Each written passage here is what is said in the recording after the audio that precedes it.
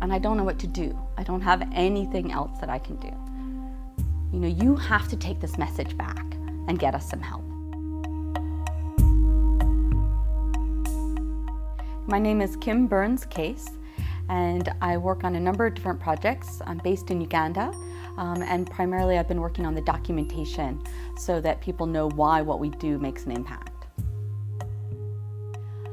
So in about 2005, I was working at USAID, and I was one of the first people in a position that was called the DOC, the Development Outreach and Communications person. And I was quite new at the job, and actually I was the first person ever in the position, so it was new for the mission to try and collect stories in the field about what was happening and what was taking place. And I remember we had someone that came out from Frontlines, from USAID headquarters, to come and collect stories. And she was a journalist, and she was pretty hardcore. She wanted things to be done, you know, very tightly. She was ready to do 3 stories every day and write them up in the evening. So I took her on a very tight schedule. We went out west, and we went out to all different places. We wanted her to gather information to tell the whole Uganda story of what USAID was doing in Uganda. Part of that story had to be to go to the north. At that time, in the northern part of Uganda, it was in conflict. It was a pretty serious conflict. You know, people were dying on a regular basis, and you couldn't get to parts of northern Uganda without flying. So we got on a very small plane and flew to Kitgum. And like I said, she was on a very tight kind of schedule, and she was sure that she'd gotten everything she needed. You know, like, I've got my stories, let's go. We're late, we're an hour late. But one of the places was a hospital. The head of the hospital said, you know, you really have to go and see these people. And the person I was with really didn't want to go. And I just finally said, look, we have to, right? We've kept some people waiting.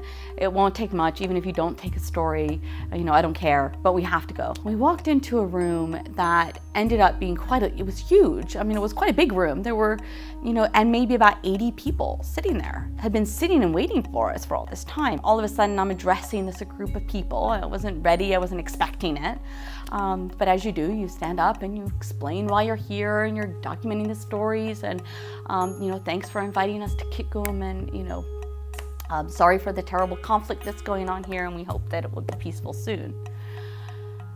But we're really late, we need to go. Right?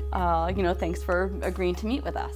Well, the next thing we knew, you know, somebody put their hand up and just said, all the people in this room are HIV positive.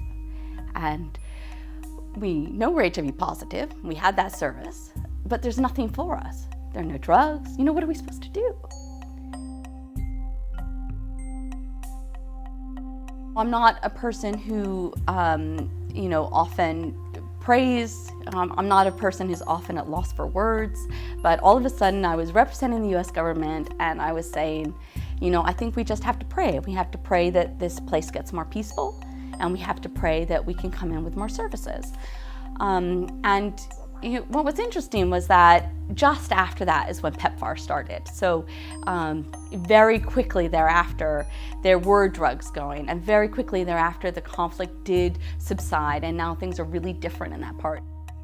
And I just realized that, you know, even though our stories probably didn't make that happen directly, the stories that we would have come back with saying, look, this person has a need and we can meet that need, and we did meet that need, is going to make a really big difference to the people listening to the story about whether they're willing to support the program or not.